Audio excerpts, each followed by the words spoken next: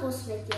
Hľadal si službu na kráľovských dvoroch a sníval o tom, že raz prestane byť všetkým na posmech.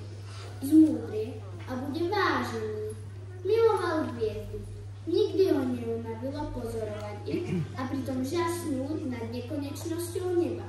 A tak sa stalo, že jednej noci pri svojich potulkách a pozorovaniach natrafil na 3 vzácnych mužov. Tá nová je jasnejšia než tie ostatné. Nože, Mericha, pozri do takých kníž, čo tam píšu o takýchto jasných hviezdach. Tu píšu, že keď sa narodí nový človek, na nebi zažiari nová hviezda. No hej, ale táto sa nevyrovná žiadne. Svieti tak jasne, že odhaluje celú oblohu a za sebou ťahá veľký rozhviezd, ktoré vyzerajú ako jej chvost. To som ešte nevidel. Dobrý deň, či vlastne dobrú noc. Prepáčte, že si dovolujem vás pošiť, ale už hodnú chvíľu vás poskupujem. Vidím, že sledujete hviezdy. I mňa hviezdy zaujímajú, ale tak dlho som ešte do neba nepozeral. A ty si kto? Ja som Šašo, blázon, čo putuje po tejto zemi. Chce zmúdrieť a byť potrebný. Nie len na posmech. Hľadám si službu. My sme učenci, nepotrebujeme službu. Stretli sme sa, lebo pozorujeme výnimočný úkaz. Na nebi sa objavila nová nevídaná hviezda. Tak možno by ste potrebovali 4. učenca. Či tá hviezda je fakt krásna. Zdá sa mi, že už som trochu zmúdrel, odkedy som s vami. Počkajte. Tu píšu, že veľké hviezdy na oblohe sú znamením narodenia veľkých ľudí. Podľa opisu hviezdy by to mala byť hviezda kráľovská. Vyzerá to tak, že sa narodí nový veľký vladár. Nový kráľ? Mohol by som sa mu ponúknuť do služby. Mohol by som byť jeho mudrcom. Alebo radcom. Alebo šašom. Vyzerá, že to bude veľmi významný človek. Možno by bolo múdre nasledovať svetlú hviezdu, názor, zistiť, kto to je, pochopiť, prečo je taký zložitý. To je dobrý nápad. Cestou môžeme ďalej študovať knihy a pozorovať hviezdu. Tak sa rýchlo pripravme. Kde chcete ísť teraz v noci? Pôjdete niekam do neznáma? Za svetlom hviezdy, o ktorej nič neviete? Fakt sa chcete teraz vydať na cestu? A že ja som blázon. A ty si ešte tu? Vieš, naše cesty nie sú tvojou cestou. No jasné, nič iné som nečakal. Ešte sa musíš... Ale poradiť by sme ti možno mohli. Keď si raz šašom, tak buď najlepším šašom na svete s tým, s ktorými sa stretneš. To je múdro života.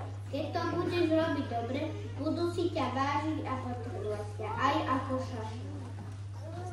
Ešte sa musíš veľa učiť, aby si mohol byť kráľovským súdom. Radšej sa pober svojou cestou a rozmýšľaj o tom.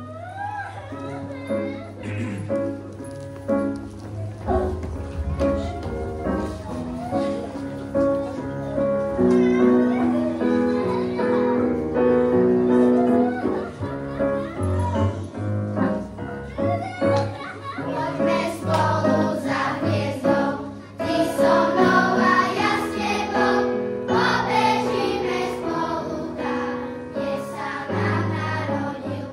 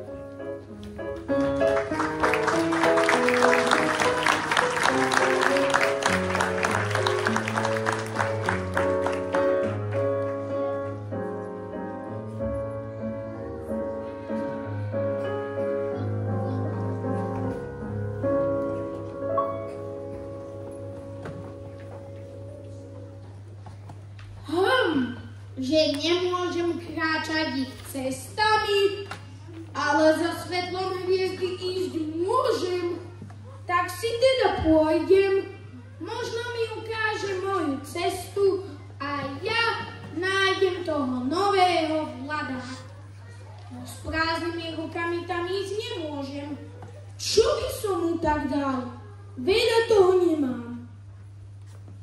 Šašovská čiapka, zvonkohra, kvetina. To je všetko.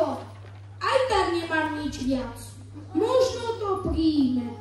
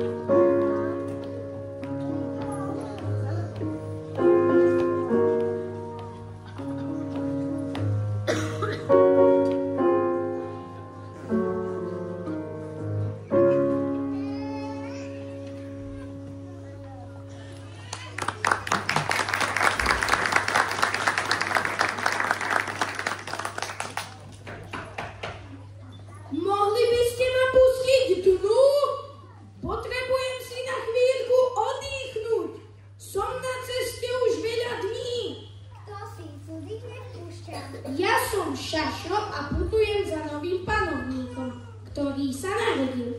Nový panovník? A čo od neho chceš? Chcel by som mu slúžiť, ale najprv ho musím nájsť. Nepočula si o ňom? Nepočula, ale tu nedaleko je zámek. Možno by o ňom niečo vedel. No najprv si chcel byť Azaje.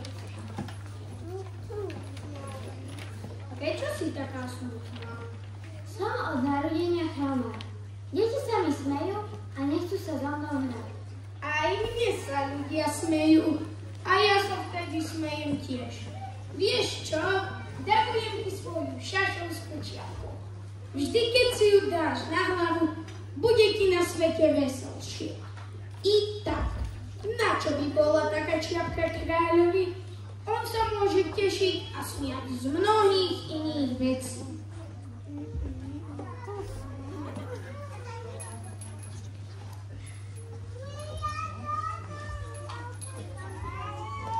Tak sa tu majte dobre. Počkaj, zavarím ti niečo na cestu a vyprevedím ťa.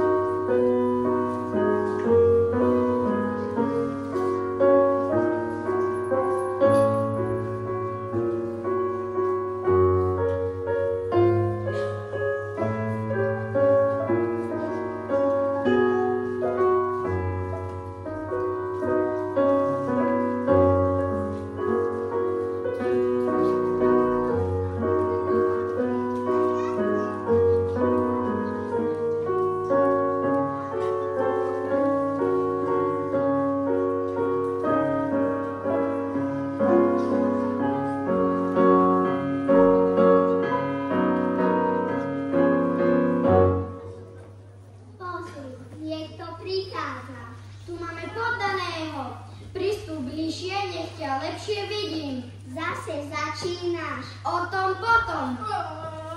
Je proti pravidlám etikety vzývať prítomnosti kráľa. Zakazujem ti to. Nemôžem sa ubrániť. Prekonal som dlhú cestu a nespal. Prikazujem ti teda, aby si zýval. Už celé roky som nevidel nikoho zývať.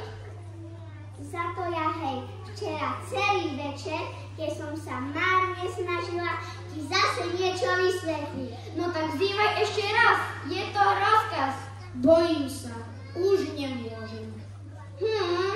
Teda ti rozkazujem chvíľku zývať a chvíľku. Vaše veličenstvo, prosím o prepáčenie, že sa vás pýtam. Prikazujem ti teda, aby si sa ma pýtal. Vaše veličenstvo, nad čím vládnete? Ja? Nie. Nad všetkým. Nad všetkým. Nad tým všetkým. A všetci vás poslúchajú. Prirodzene, posluchnú okamžite. Si verí. Nestrpím nedisciplinovanosť. Chcel by som vedieť, nad akým miestom svieti tam tá hviezda. Mohli by ste si to nechať zistiť? Zistiť, a prečo svieti hviezda? Keby som prikázal niektorému generálovi, aby lietal z kvetiny na kvetinu ako motýl, a ten generál by rozkaz nevykonal, kto by to zavinil? On alebo ja? Boli by ste to vy. Správne. Od každého treba žiadať len to, čo môže vykonať. Autorita sa zakladá na predovšetkým na rozume. Ja, my mám právo vyžadovať poslušnosť, pretože naše rozkazy sú rozumné. Tak mi aspoň povedzte, kde nájdem toho kráľa? Nového kráľa? Budeš mať svojho kráľa. Vyžiadam si túto správu od niekoho niekde. Alebo svojej vládarskej múdrosti počkáme, kým budú priaznivé podmienky. A to bude kedy? Bude to asi, bude to za rok. A uvidíš, ako presne sa plnia naše príkazy. Nemám toľko času. Musím ísť ďalej. Neodchádzaj, vymenúvam ťa za ministra. Za ministra čoho? Za ministra spravodlivosti. Ale veď tu nie je nikto, koho by som mal súdiť. Budeš teda súdiť sám seba. To je najťažšie. Je oveľa ťažšie súdiť samého seba ako svojho bližného. Keď sa ti podarí dobre súdiť samého seba, bude to znamenať, že si ozajstný mudrc. Chcel by som byť mudrcom, ale teraz musím nájsť toho kráľa. Nehnevajte sa. No krásne, i ten jediný podaný nám kvôli tebe odišiel. Jasné, klasika, všetko je kvôli mne.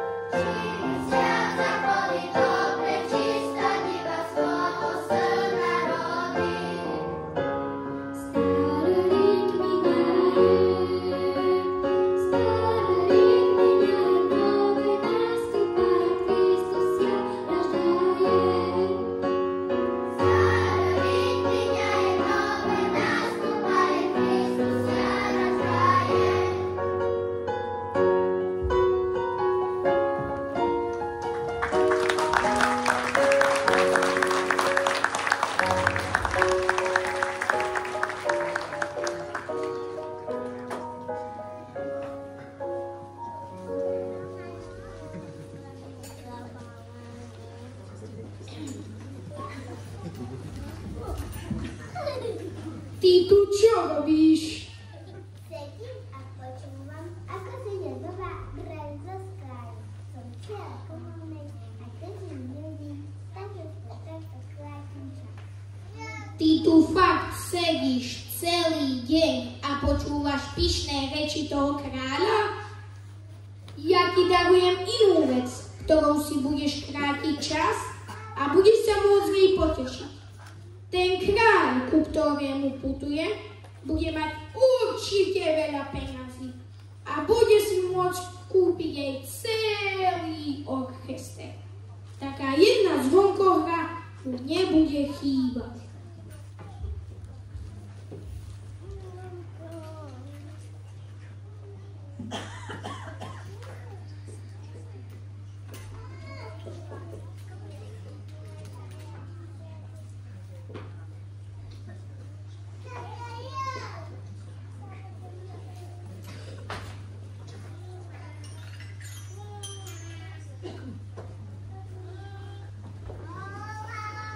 Počkaj, pôjdem kúsok cesty s tebou.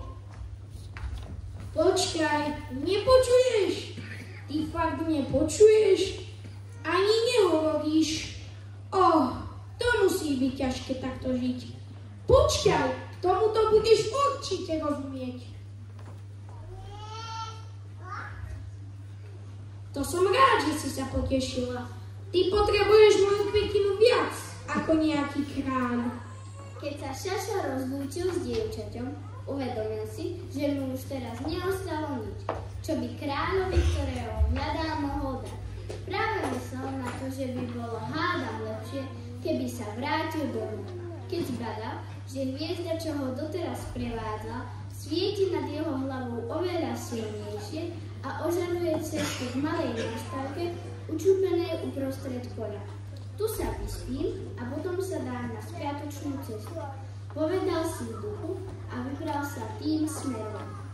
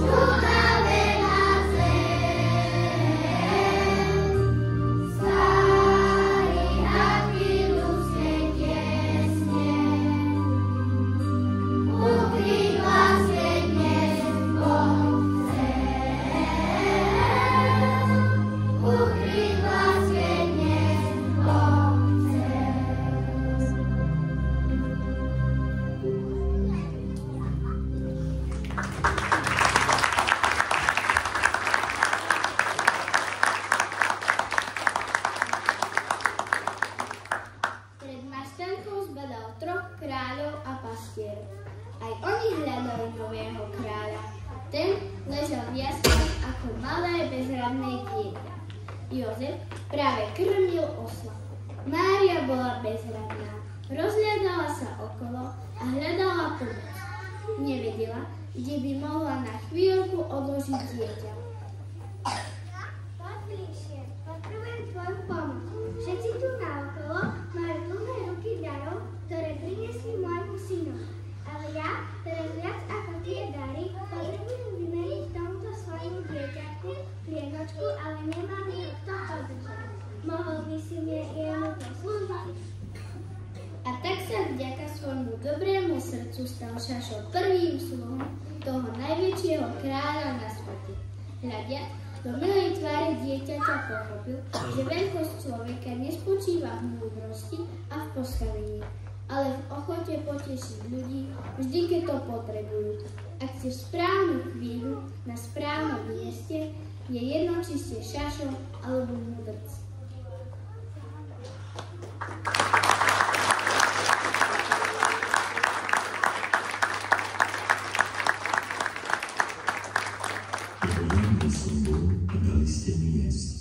Bol som smedný a dali ste mi piť. Prišiel som ako cudzinec a prijali ste ma. Bol som nahý a zahodili ste ma. Bol som nemocný a navštívili ste ma. Bol som vo väzení a prišli ste ku mne. Odpovedia mu spravodlivý: Pane, kedy sme ťa videli hladného a nasýtili sme ťa, alebo smedného a napojili sme ťa? A kedy sme ťa videli ako cudzinca a prijali sme ťa, alebo nahého a zahodili sme ťa? A kedy sme ťa videli chorého alebo vo väzení a prišli sme k tebe? Odpovie im kráľ: Veru, hovorím vám, čokoľvek ste urobili jednému z týchto mojich najmenších bratov, mne ste urobili.